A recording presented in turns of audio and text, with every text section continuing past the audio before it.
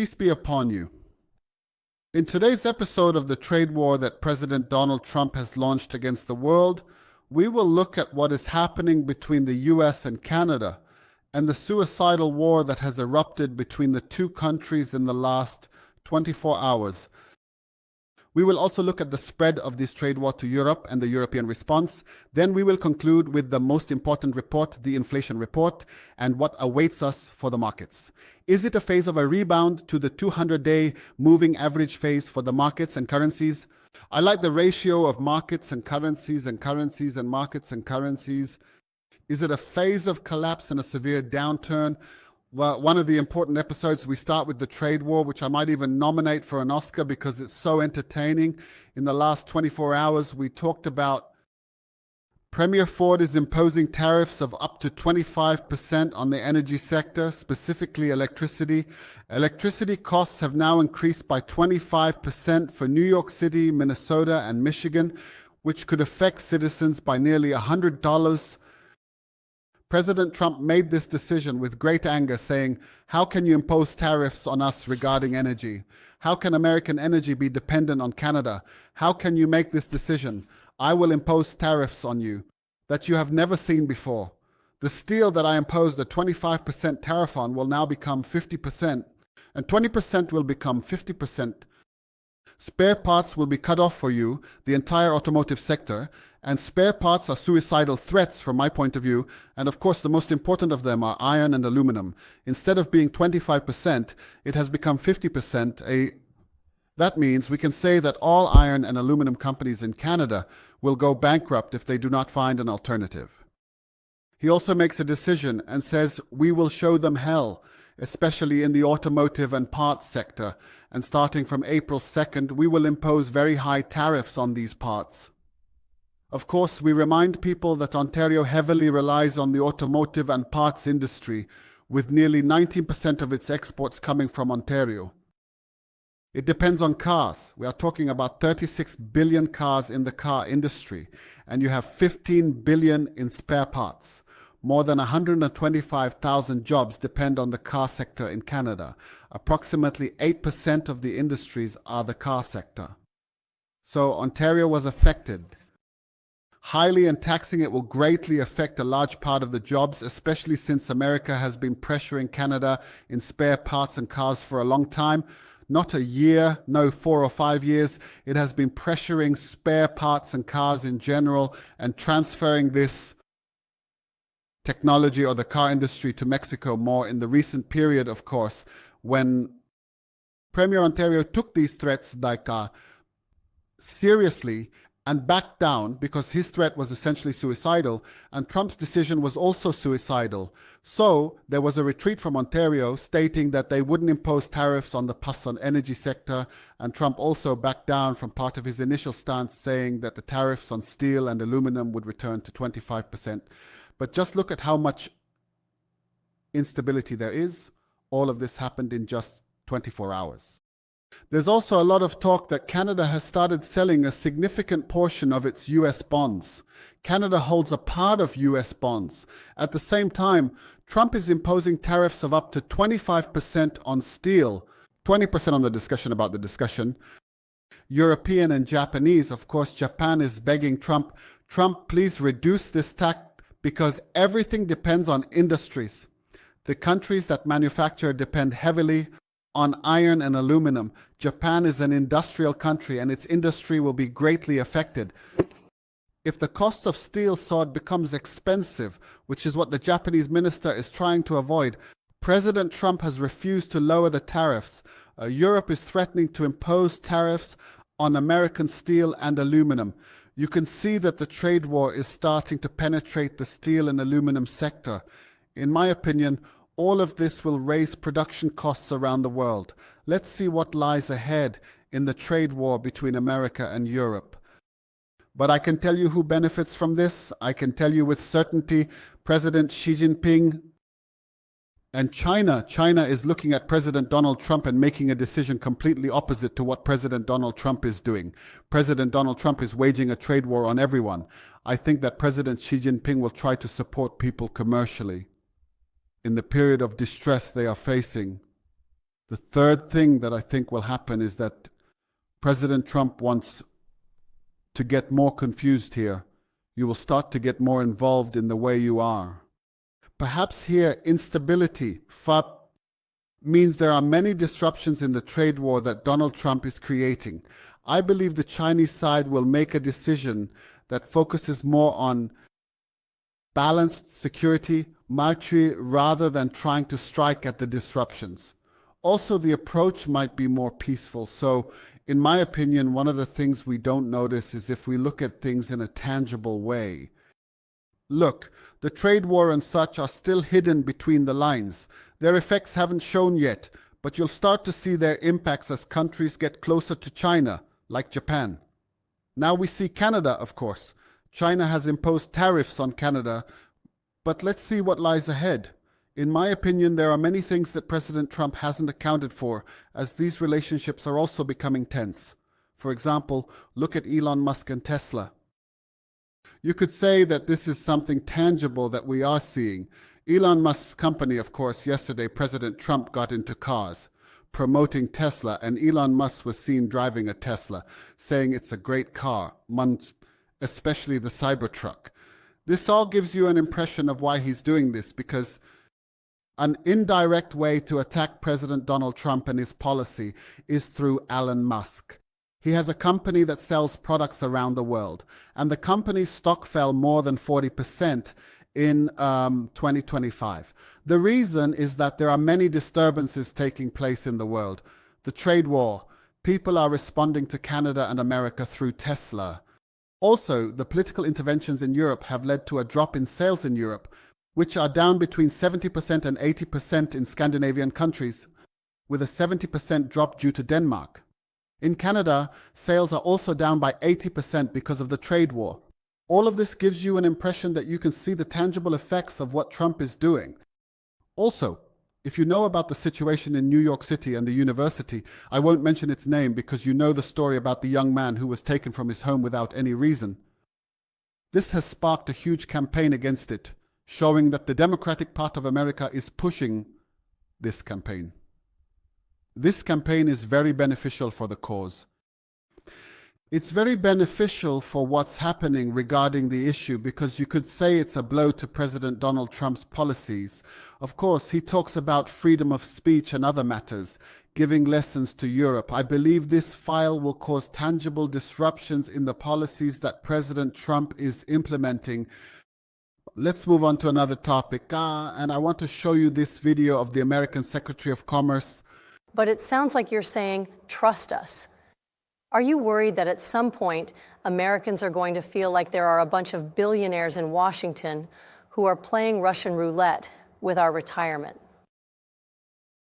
Almost from the financial losses. How can you ask me when we're resisting a $2 million issue and we don't care about it?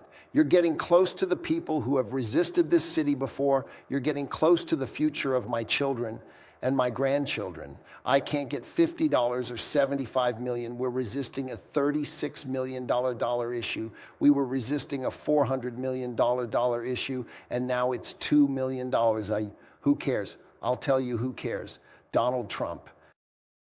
And when we control the issue, do you know what that means? It means that our internet capabilities will stop falling. His goal is to have foreign money. As I think about it, we are all users of payment. We are users of payment. We have the word Sandrin stack home, don't stop the foreign money process, God willing. What about this? The second world is paying for our economy. We mind you, working for me, a $29 million GDP, but we consume $20 trillion a year. We are the buyers of everyone's products. We buy everyone's products. So who's more important, the people who sell stuff or the people who buy stuff? So we are the buyers of everyone's products. Devices and devices and devices and devices and devices and devices and devices and devices and devices and devices and devices and devices. How can we try to explore various methods and strategies to address the challenges we face? It is important to consider different perspectives and solutions to ensure we are making progress and achieving our goals. By examining these approaches, we can better understand the complexities involved and work towards a successful outcome. Don't eliminate anyone who makes less than $150,000 a year. This is the problem. The U.S. Secretary of Commerce, who is considered the most important man in the current situation regarding the trade war in America, talks about important things. He tells you that the American elderly and admits that it has reached $36 trillion. We are sitting there taking the wealth of the next generation, our children and others. He tells you that the annual deficit has become $2 trillion instead of $400 billion. It has become $2 trillion. And he blames, he does not talk about the reality. The reality is that even during the Donald Trump administration, the deficit continues to reach $2 trillion. He speaks with complete confidence that customs duties will not affect inflation and will not affect citizens. And he wants to transfer industries to America. This will benefit the American government's income. He wants to reduce taxes for citizens. Well, how do you reduce taxes for citizens when you already have a deficit of $2 trillion and tax income is the largest and most important profit? The most important income for the American government is impossible to make up for this difference. So I tell you that there is a very big contradiction in the words of the American Minister of Commerce. And as we said, the American plan is based on one-level thinking. From my point of view, impose customs taxes, raise the prices of non-American products, and force people to go to America. As if they could go to America in one day and night and it wouldn't cost them anything to open factories. The Federal Reserve lowers inflation and interest rates, and you have inflation from taxes. We start printing money and we have $36 trillion in debt. We lower the dollar and weaken the dollar, and the dollar depends on you, reserve currency. The world won't accept that, of course. We lower taxes for citizens and reduce the burden in this way. This is the American plan. I am completely surprised. But for example, an important study came out from Cincinnati, and this study with the CEOs of Ford and General Motors tells you that the worst decision you can make is to start moving factories from Canada and Mexico to America, because first of all, it requires large amounts of investment under conditions of high interest rates. It also requires the least amount to move the factories. Moving from Canada to America takes 4 years. Imposing taxes while moving products puts companies in a dilemma. This interview is crucial for the automotive sector. In semiconductors, President Biden's $53 billion chip infrastructure investment hasn't been implemented. President Trump opposed financial packages. The strategy has flaws. Let's discuss the Federal Reserve, Jerome Powell, and the awaited inflation report. Financial markets are entering a crucial phase. Last episode, we broke the 200-day moving average and dropped, but a rebound is likely. So far, with $53 billion in government investments for infrastructure in the chip sector, it has not been implemented yet. It has been 4 years since we have implemented it with financial packages. Here, President Trump does not even give them financial packages. I tell you that the strategy has many flaws. From my point of view, we are moving to another axis of course. The Federal Reserve's Jerome Powell is speaking, and everyone is waiting for the inflation reports and also the Federal Reserve's decision after this report. I can tell you that the financial markets are entering an important phase. As you saw in the last episode, we broke the 200-day moving average and had a strong drop, but I believe there will be a rebound, God knows. I think today's inflation report, just to remind you, the last inflation report was 3% and it's expected to drop to 2.9%. That's the expectation for the year-over-year. The consumer price index for last month is expected to rise to 0.5, while it's anticipated to drop to 0.3. Also, the core is expected to go from 3.3 to 3.2.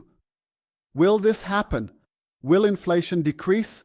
I believe this report might be a positive one, even if it's temporary. Why? Because oil prices have dropped significantly in the past few weeks, and even egg prices then have seen a strong decline. We might witness this. Of course, my expectation is that if the report is below 2.9, Expect a strong rebound for the markets towards the 200-day moving average. Then the next decision will come. If the report is worse than that, be sure there will be a very strong drop in the markets, I believe today. Today is a strong day for the markets, so you need to keep an eye on them in general. My expectations, and God knows best because I don't gamble, you know my investment style, but the indicators give me the impression that the markets will rise today, reaching the 200-day moving average. Then we will look at the overall picture. Is inflation going down? I can tell you for sure that it is not going down. It's just a temporary drop because a large part of the tariffs has not yet been activated directly. I always talk about the importance of Walmart. About 80% of the products in Walmart and Amazon rely on China. Now negotiations have started between Walmart and China regarding the tariffs that Donald Trump imposed, which are 10% on Amazon. Of course, now there is direct intervention from the Chinese government, and there is great pressure. China is telling Walmart that we will not pay these customs duties out of stubbornness. You are the ones who will bear them. If you don't want our products, just bring them from another place because we have perhaps a large part of us monopoly, and the Chinese government supports the retail sector in China in the event of a certain defect in it. So let us see and follow up on this file because two very important companies depend on it, Amazon and Mart, and the retail sector. We remind people that America is a consumer country and depends on products very heavily. In conclusion, I tell you what Redalio says. Redalio tells you the current situation of the trade war. He remembers while reading the year 1930 before the greatest collapse for the world that happened to America. It imposed customs duties, and a large part of these duties affected Germany. The Hoover Act is very well known. We will do a detailed episode about it, but Ray Dalio compares it to what is happening now in 1930. In conclusion, for those who want to learn more about investment matters, we have a personal course with over 20 hours of content.